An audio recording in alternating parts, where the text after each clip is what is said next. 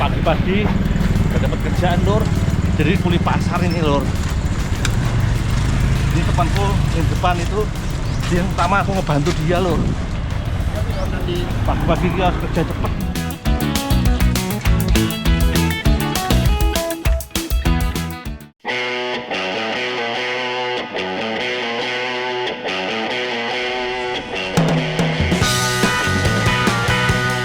Ya ampun, Mr. Ton, jalannya cepet banget. Rencana mau kerja sambil healing, kok malah jadi kerja beneran, lur.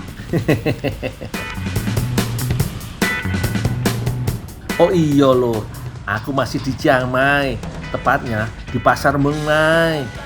Kebetulan aku lagi ikut kenalanku. Aku memanggilnya Mr. Ton. Jalannya cepet banget, lur. Aku baru selangkah, dia udah 3 langkah. Pantes aja, aku ketinggalan terus dari tadi. Oh iya lur, for your info aja nih, para kuli pasar di sini sudah standby sejak dini hari loh. Jadi buat kerja di sini emang kudu strong lur. Nah uniknya, para kuli di pasar ini membawa keranjang besar yang nantinya berisi barang-barang yang sudah dibeli. Ya, anggap saja sebagai pengganti karung yang biasa dipanggul. Jadi di Chiang Mai gini kuli pasarnya nggak kuli panggul lur, nggak kuli panggul, tapi kita pakai dorongan gini, jadi bisa muat banyak dan enteng. Di beberapa tempat suasananya mengingatkanku pada Indonesia lur. Jalanan sempit dan becek. Yo, namanya juga pasar tradisional ya. Apalagi tadi habis hujan. Asal tahu aja lur, beberapa hari ini kota Chiang Mai emang dilanda hujan badai.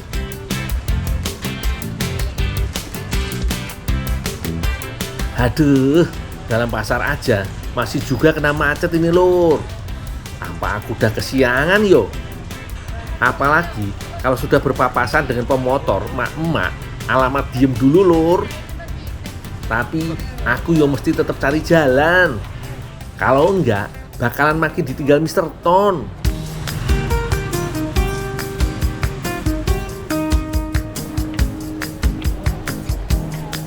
Di beberapa titik kita memang bakalan melewati jalanan sempit. Jadi kudu jago, selap-selip di antara pengunjung pasar lain, barang dagangan, kuli-kuli lain, sampai motor dan mobil yang bikin tambah antri lur. Berat lur. Segini sih aku masih untung lur. Itu kuli di depanku bawa barangnya lebih banyak lagi. Semangat yo masnya.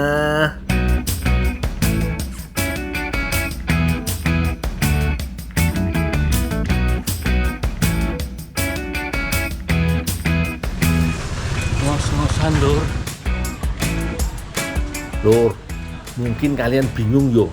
Oh dari tadi Mr. Ton ini satset aja tinggal ambil barang di pedagang pasar, nggak pakai nanya dan nggak pakai bayar. Jadi Mr. Ton ini kerjaannya memang ngambilin orderan belanjaan orang lain lur. Kelebihan kuli-kuli pasar di sini tuh, mereka udah hafal kios-kios mana aja yang barangnya harus diambil. Padahal nih lur, pasarnya tuh luas banget loh. Pedagangnya juga wakeh. Apa nggak takut salah ambil barang yo? Nah, kalau keranjangnya sudah penuh, barang-barang belanjaan ini langsung dibawa ke mobil-mobil pemesan yang sudah parkir di luar pasar lur. Bagian ini emang yang paling seru lur. Kudu hafal jalan-jalan tikusnya kalau nggak mau nyasar. Selain itu, kita juga harus hafal mobil-mobil yang memesan belanjaannya. Jangan sampai salah antar pokoknya.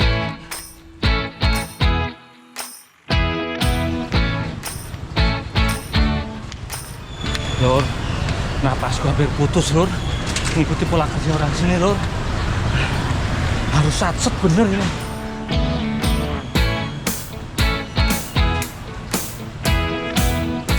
Tak pikir udah kelar lur, ternyata masuk pasar lagi, ambil barang yang lain lagi.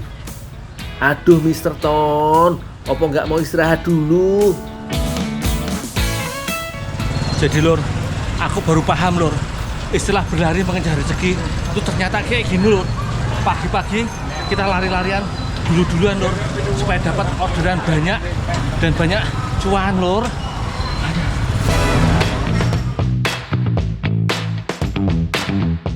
Lur, sama kayak di Indonesia, pasar tradisional di Chiang Mai ini juga menjual aneka kebutuhan pokok dan sayur mayur segar. Tapi beneran deh Lur, kalau kalian jalan ke Chiang Mai, harus banget datang ke pasar tradisional juga. Kota yang luasnya setengah Jakarta ini memiliki sekitar 13 pasar besar. Dari tadi ngikutin Mr. Ton gak kuat aku Lur, gak ada capek-capeknya dia. Ambil barang, angkat barang, jalan lagi, lanjut ke parkiran, antar barang, balik lagi, masuk pasar, terus saja berulang. Hebat bener kocok Thailandku iki kalau soal kerja keras. Aku melipir bentar haus bener Lur. Tuh, buah apa tuh? Kayaknya aku kenal, tapi kok ukurannya besar-besar yo.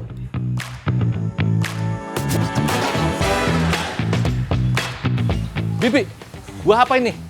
Gathon, Gathon. gathon, Rasanya gimana? pio. Ya, oh asem.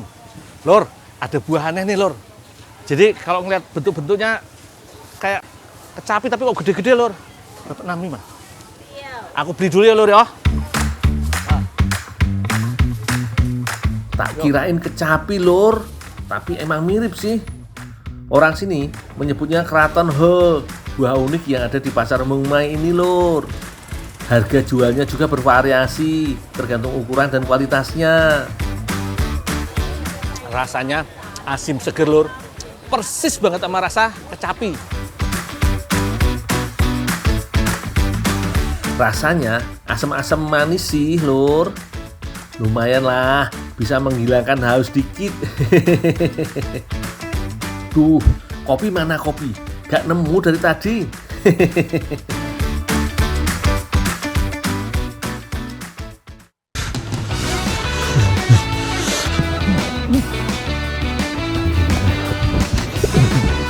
Nih, cepet kamu ambil tuh kecapinya di sana.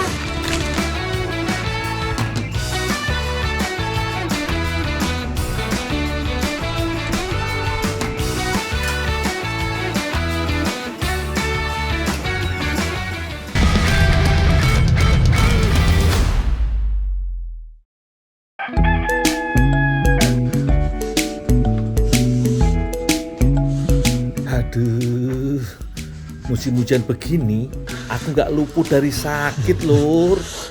Kepala cenut-cenut, badan meriang, dan pegel-pegel juga. Seperangkat koyo pun sudah siaga di tubuhku Lur. Sepertinya aku emang kurang vitamin D Lur, alias duit. Tuh, ini kopinya ya. Loh, kenapa Dul? Meriang teh, panas dingin. Dari kapan? Dari pagi tadi sih. Panas. Iya, tapi rasanya dingin banget. Ya udah tuh Dul, istirahat dulu. Kita bikinin sarapan dulu ya. Duh, ngelihat kopi aja udah sepet rasanya mulutku. Oramut teh. Dul, ini sarapannya ya. Lidah pahit teh. Nanti kan buat minum obat. Terus itu aja. Ini lagi ngelihat nasi sama ayam goreng kering begini, seret tenggorokanku. Ora selera. Lah, Dul kok belum dimakan juga? Lidahku pahit teh. Pengen yang asam-asam pedas. Sudah dibilang lidah pahit, nggak selera. Pengen makan asam-asam yang pedes. Biar keluar semua nih penyakit di tubuhku teh. Nih, cepet kamu ambil tuh kecapinya di sana. Ambil, tadi kan mau makan yang asem-asem. Bener-bener deh, si Tete Novi ini lagi meriang, disuruh kerja. Sudah kayak POV Gen Z di medsos. Iya teh, nanti aku ambilin. Yang namanya sakit, yaudah boleh dimanja ya lur. Ya udah cepet sana ah. Teteh, mau sakit, mau suruh Biar cepet kerja aja. sembuh. Ngomel mulu.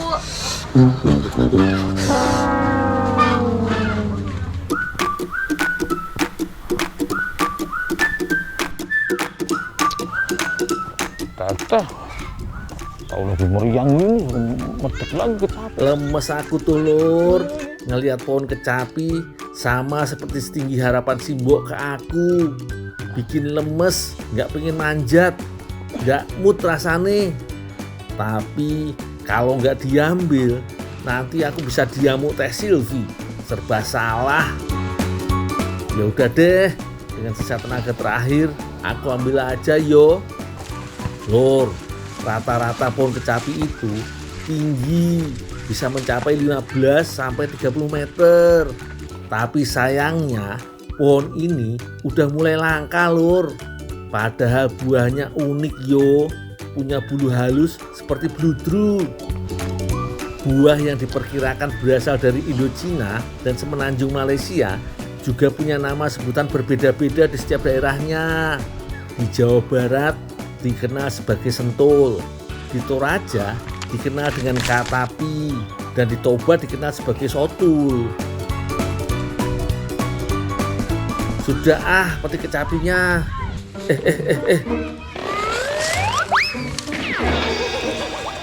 Lah, sudah sakit ketimpa tangga, makin sakit badanku lur.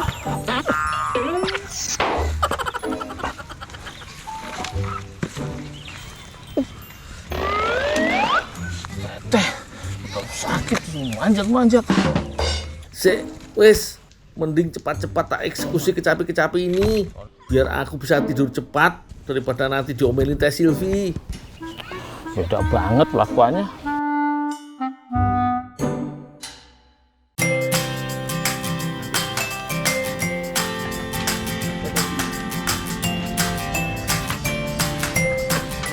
Teh, kecapinya teh.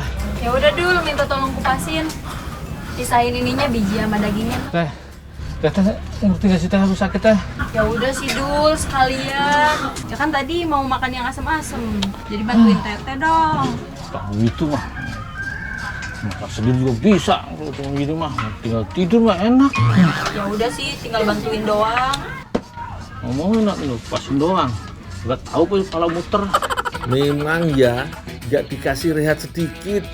Ya wis, tak kerjain aja. Biar aku cepat makan dan minum obat juga toh.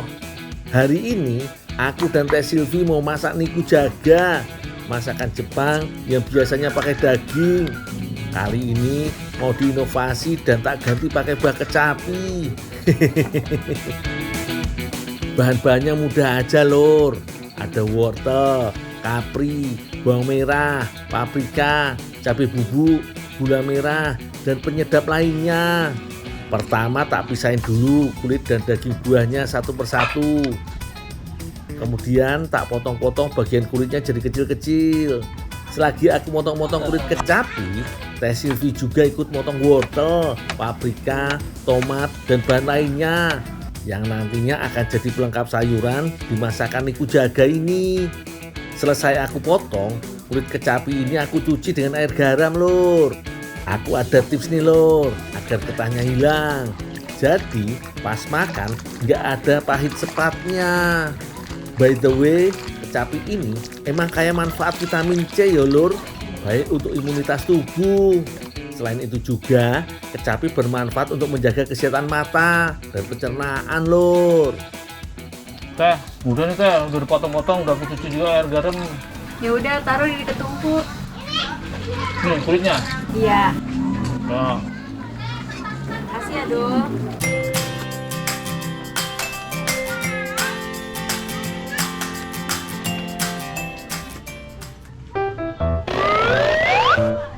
Aku mending milih tidur lagi, biar aja yang ngerjain Teh Silvi. Badanku udah sakit semua.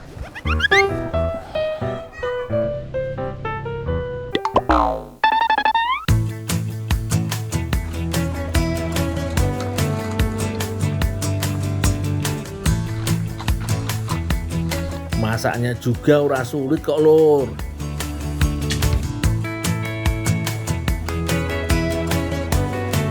Tinggal tumis bawang merah, masukin wortel, kemudian masukkan air. Setelah mendidih, baru masukkan kulit kecapi, gula merah, kapri, dan bumbu penyedap lainnya. Kemudian terakhir bisa masukkan daging kecapinya. Masak kecapi ini sebenarnya nggak asing ya lur. Di Tanah Toraja, kecapi dijadikan bumbu penguat rasa asam untuk masakan kuah ikan. Di Tanah Toba, dulunya kecapi juga biasa digunakan untuk masak arsik ataupun lauk yang bercita rasa asam. Nah, kalau niku jaga kecapiku gimana ya?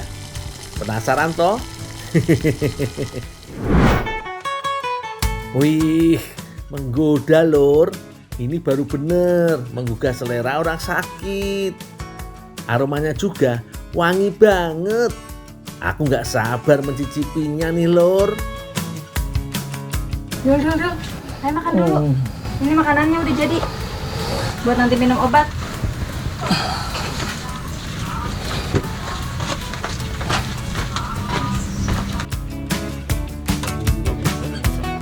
Bener lur, enak. Mulutku yang pahit menerima rasa pedes, manis, asem, jadi seger lagi lur. Apalagi kalau disantep pakai nasi, makin enak ini. Sudah kayak vitamin C, plus ada sayurannya, makin komplit lah untuk tubuhku yang sakit. Semoga makanan ini bisa membantu imunitas tubuhku jadi cepat sembuh. Amin.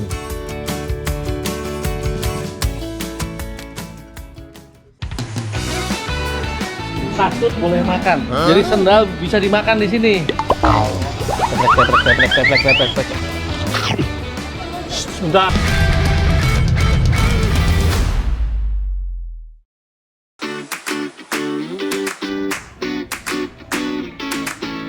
Lur, aku masih di negeri jiran Malaysia dalam misi pencarian Kak Ros. Ternyata Malaysia besar juga lur. Negara ini memiliki 13 negeri bagian dan 3 wilayah persekutuan.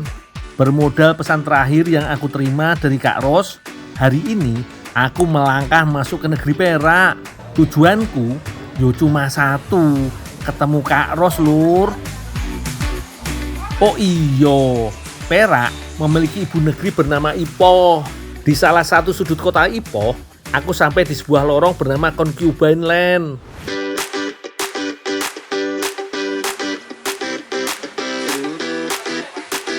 Di Malaysia, Concubine Land dikenal juga dengan nama Lorong Gundi atau Lorong Istri Kedua lur. Julukan ini merujuk pada sejarah masa lalu di sini sebagai tempat kediaman istri-istri rahasia para pengusaha, pekerja dan panglima Cina.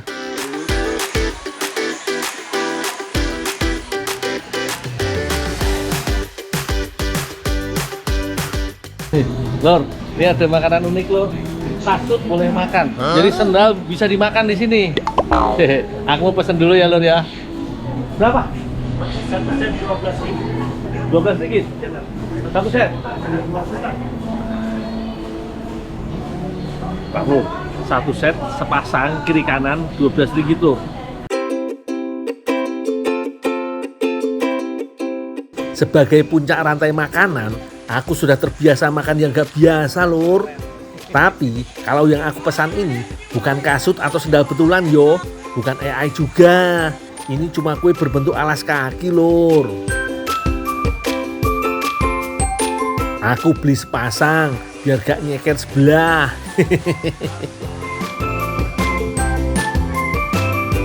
Lur, ternyata sendalnya sendal anak-anak.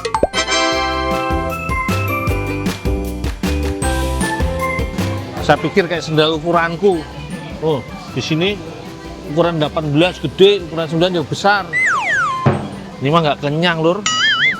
Kue sendal. Tapi nggak apa-apa lah.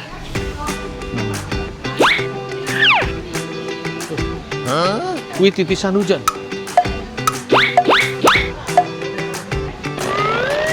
Bang, ini kue nih bang.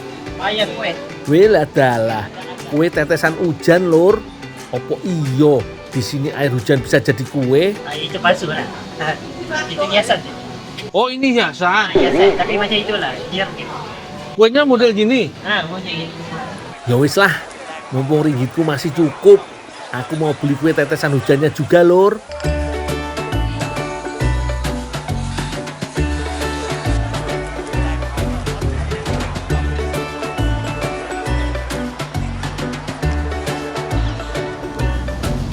Oh, yang dimaksud kue titisan hujan ini ternyata jeli lur, jeli bening transparan.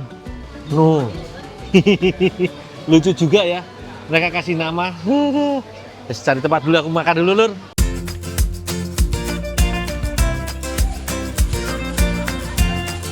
Sip yo lur, sebelum lanjut mencari Kak Ros di Malaysia, aku maem dulu yo lur. Lur, enaknya sendalnya yang dimakan yang kanan dulu apa yang kiri dulu ya lur yo.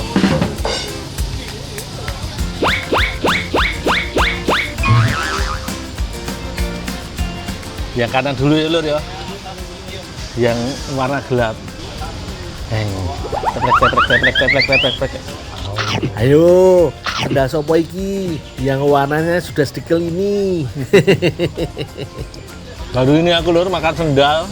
Ini rasanya kalau di Indonesia lur kayak kue pancong lur. Ah, jauh ke Malaysia, pangananku yo sendal-sendal juga lur. Untung aja ada jeli kue tetesan hujan yang bisa jadi pencuci mulut. Idenya kreatif nih lur. Besok aku di Indonesia mau jualan gini ya lur. Buat bentuknya kayak tetesan air hujan beneran. Wah pasti laris manis. Aku mau cari Kak Ros dulu ah lur. Nih, Kep, habisin Kep.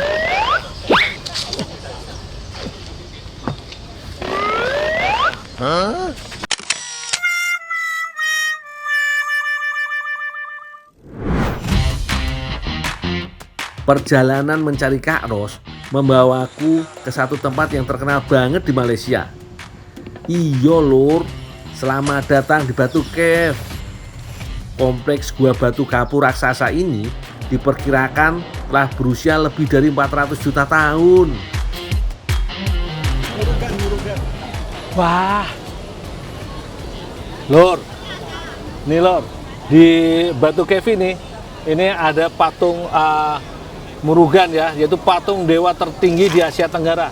Ini salah satu patung yang keren banget. Nah, dan di sebelahnya nih tangga warna-warni atau tangga pelangi. Lur, patung Dewa Murugan setinggi 42,7 meter ini merupakan salah satu yang tertinggi di dunia. Murugan adalah nama dewa yang memiliki kebijaksanaan serta perlindungan dalam kepercayaan agama Hindu.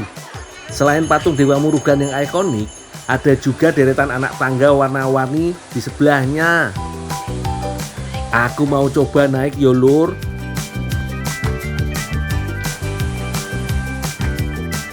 Mau nyetas.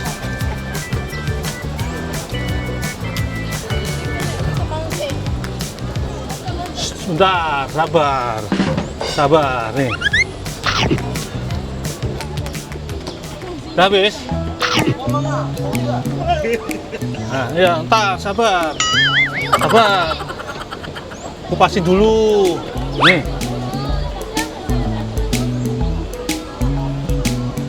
Udah ya, ngomong anakmu baik-baik ya. Asli lur, aku berasa reunian sama teman-teman lama di sini.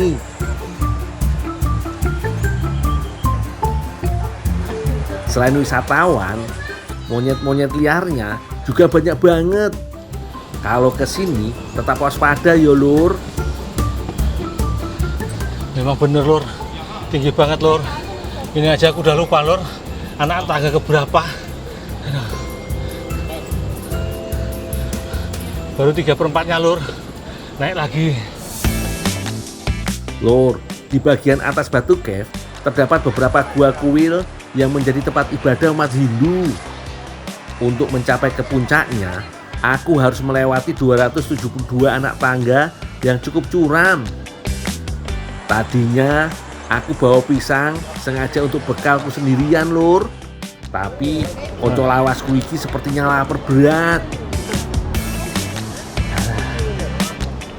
Kalau kita punya hati yang mengasihi binatang, mencintai lingkungan, dia pun tahu kita bukan musuhnya. Jadi mereka tidak takut.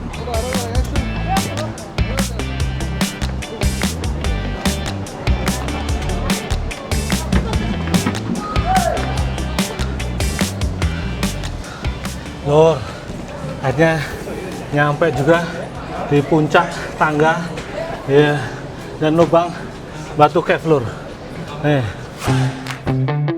Wis, Lur, napasku udah ngos-ngosan banget iki. Yang penting aku sudah berhasil naik sampai ke puncak yo. Selain monyet liar yang berkeliaran, di sini juga menjadi habitat bagi banyak burung dara atau merpati.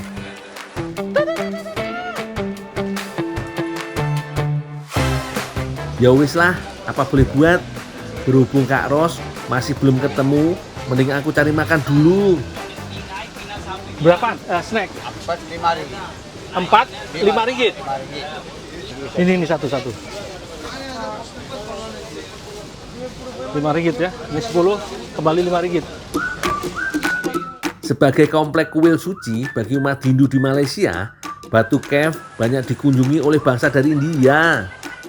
Gak heran, jajanan kaki lima di sini juga masih ada unsur Indianya, Lur. Terima kasih. Aku pilih 4 jajanan khas, yaitu ladu, jalebi, coconut candy, dan milk battery, Lur.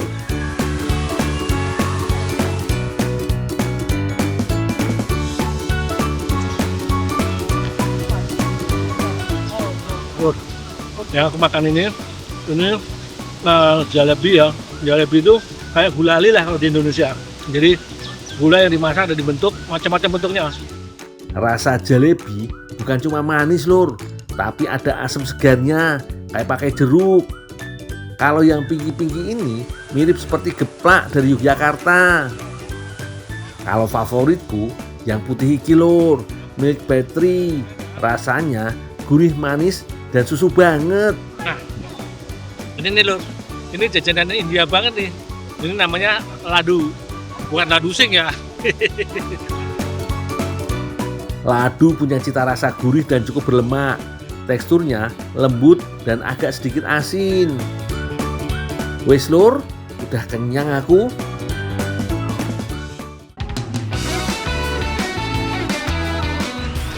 Paman, kenapa motornya? Mogok. Lot siap.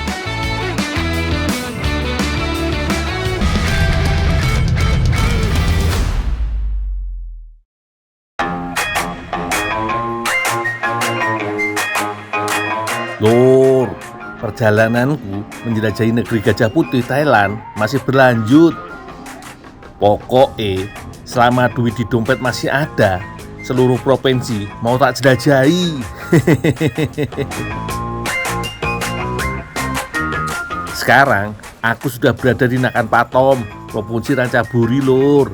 Sekitar 80 km dari kota Bangkok. Suasananya persis kayak di Indonesia yo.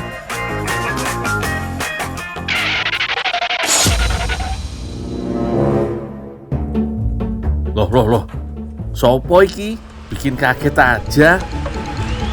Paman, kenapa motornya? Mogok. รถเสียครับ Hah? รถเสียครับ สตาร์ทไม่ติดครับ Mogok. ครับ Wah, kasihan juga. Sini paman, tak bantuin. Lur, meski aku gak jago-jago banget, tapi yo mesti tak coba.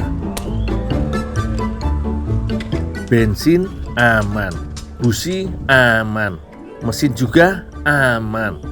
Apa yo yang bikin mogok? Cobalah, tak jambi-jambi dulu. Hidup. Gak ngefek, Lur. Si paman malah ngajak bercanda. Lur, nggak sengaja. Ternyata sama kita penyuka bandana. Kita sehati Lur. Makanya motornya jejah, mogok. Tak bantuin Lur. Aku jadi berasa ketemu kembaranku di Bangkok Lur.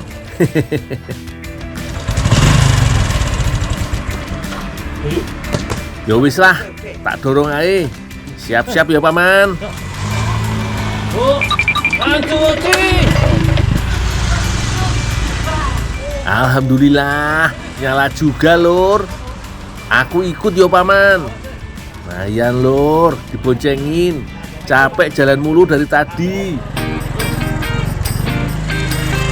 Lur, Paman yang baru ku kenal ini namanya Paman Siam. Ngomong-ngomong, ini tepung buat opo yo? Banyak banget, sampai berkarung-karung. Paman, ini bikin apa? Radio kalungan. Oh mie. Oh iya iya. Kalungan sin mie. Ya. Nanti tak bantulah.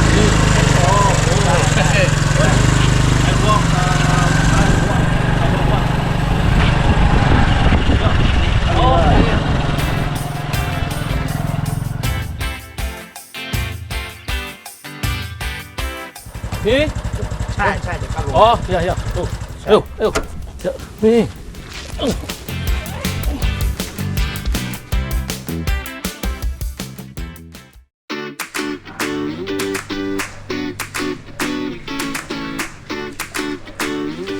Ternyata Paman Siam membawaku ke UMKM pembuatan mie tradisional Thailand. Namanya Sen Mi Tiao. Lur, lumayan Lur. Habis numpang dapat kerjaan. Suruh bantu-bantu mau bikin mie nih. Tapi mie-nya bentuknya kayak apa? Belum tahu nih Lur.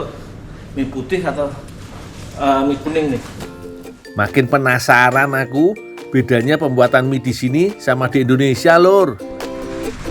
Paman, berapa kilo ini? 30 kilo? Oh. Aku bantu bikin adonannya dulu, Lur. Tepung yang aku angkat tadi ditimbang lagi agar sesuai untuk satu takaran adonan. Satu adonan ini terdiri dari 30 kg tepung terigu dan 1 ember air garam yang sudah diberi pewarna makanan. Kalau timbangannya sudah pas, langsung aja masukkan ke dalam mixer raksasa kayak gini. Tumpahkan airnya, lalu masukkan tepung sedikit demi sedikit. Walaupun pakai mesin, tapi tetap aja Lur, sesekali masih dibantu manual pakai tangan juga biar makin kalis. Lur, di pabrik ini berhubung produksinya massal banyak Lur, ngadonnya udah gak pakai tangan. Kalau dulu ngadonnya masih pakai tangan Lur, tapi sekarang udah pakai mesin Lur. Nah, ini aku mau ambil yang udah jadi nih ya.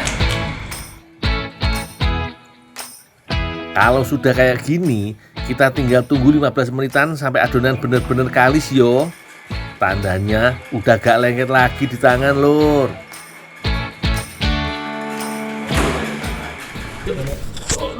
Pindahkan adonan ke dalam tampah.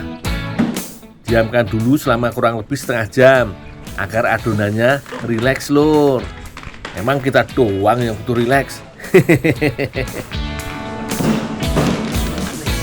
Oh iya Lur, pabrik Sen Mi Tiao ini ternyata sudah beroperasi selama 65 tahun loh.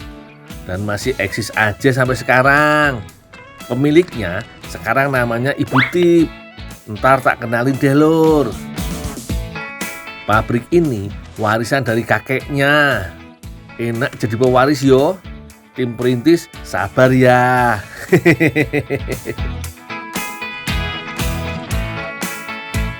Udah bisa diolah nih adonannya. Tumpahkan adonan lalu pipih-pipihkan. Biar makin cepet pakai bantuan pipa stainless ini dong. Mantep ini beratnya Lur. Kalau udah agak gepeng baru deh potong adonan menjadi bentuk panjang kayak gini, mirip ular anaconda. Lur, sebelum jadi mie yang kecil-kecil, ini dibuat gulungan panjang dulu. Nah ini dibutuhkan kerja sama 3 orang ya. Satu membentuk, satu ngulur, satu gulung. Dalam 1 bulan, pabrik ini mampu menghasilkan 300 kg mie tiaw. Ini sih proses yang rada panjang lur, melintir-melintir adonan mie. Mula-mula, mie yang masih berukuran tebal dan besar dipelintir panjang sampai akhirnya mengecil dan terus mengecil. Lur, jadi setelah proses buat tadi selengan sebesar ini lur, sekarang dikecilin lagi jadi lebih kecil lagi lur. Habis itu nanti dikecilin lagi untuk jadi setengah mie. Baru terakhir dikecilin lagi sampai jadi mie lur. Jadi prosesnya dia cuma digulung-gulung, dari adonan digulung-gulung jadi mie. Pelintir terus sampai mie menjadi semakin kecil dan semakin panjang. Lakukan sampai ukurannya menjadi sebesar jari yo. Ben gak saling lengket, sambil sesekali dikasih tepung lur. Tiap 1 tahap proses pelintir mie ini, mie didiamkan lagi selama setengah jam lur. Katanya sih supaya semakin kenyal dan gak gampang putus. Bener-bener yo, butuh kesabaran ekstra buat bikin mie tradisional Thailand ini lur. Terakhir, mie yang sudah seukuran jari kelingking bocah dililit di 2 stik kayu seperti ini. Stik-stik kayu ini nantinya akan sangat berguna pada saat penjemuran nanti lur. Diamkan lagi selama 20 menit. Baris yang rapi ya, ben estetik. Lur, ternyata lur kagak boleh kebalik lur. Jadi susunannya dia harus bener-bener. Jadi kalau gini, nah ini kita harus begini nih. Yang sebelah sini harus jadi sebelah sini. Lur, mumpung panas nih, mie tadi aku jemur dulu yo. Nah, ini yang aku suka, proses penjemuran yang cukup unik. Lur, aku belajar dulu nih lur. Nggak ngerti maksudnya, nggak ngerti caranya. Oh ya, hah? Menjemur mie dengan cara mengaitkan stik-stik kayu pada lubang-lubang yang sudah tersedia di atas jemuran ini. Tarik lagi mie-nya ke bawah hingga mie-nya kembali memanjang dan ukurannya menjadi semakin kecil dan ramping. Tarik 2 kali sampai stik kayu bisa dimasukkan ke lubang jemuran yang paling bawah. Nah ini lur, di proses penjemuran ini ternyata ada beberapa proses yang harus dijalani ya. Yang pertama tadi adalah proses penarikan, kemudian pembelahan. Fungsinya adalah penarik supaya dia jadi mie yang lebih kecil lagi, kemudian dibelah itu supaya nggak kusut. Nah ini nanti setelah beberapa saat ditarik lagi lur, bisa lebih panjang seperti itu tuh. Semua proses memang masih tradisional banget lur. Kalau panas menyengat, cukup jemur selama 3 jam saja. Tapi kalau matahari agak galau, sebentar mendung sebentar panas, proses penjemurannya yo bisa mencapai 5-6 jam lur. Oh iya, mie ini biasanya dijual di sekitaran Nakhon Pathom, Ratchaburi, Bangkok lur. Dan terus menyebar hingga ke 10 provinsi yang berada di sekitar Thailand. Kalau rame gini, mie-nya jadi estetik banget ya lur.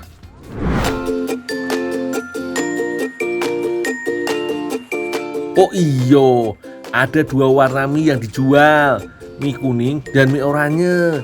Keduanya sama-sama enak lur. Kalau sudah di packing, mie ini dimasukkan dalam kantong plastik berukuran 10 kg lur. Mantep bener ya. หยุดทำงานกินก่อนนะคะ Oh, มีเตี๋ยว it's me. ส้มตำ Oh, ya. Kambukan. Waduh, tiba-tiba banget nih aku dimasakin mie khas Thailand ini. Yo kalau kayak gini, aku udah bisa nolak lur. Apalagi lambungku lagi kembang kempis kelaparan. Lumayan lur, capek-capek sama juragan nih dimasakin mie nih. 2 lagi. Nih, 1 mie rebus kuning, yang 1 nih mie goreng nih, mie goreng kremes.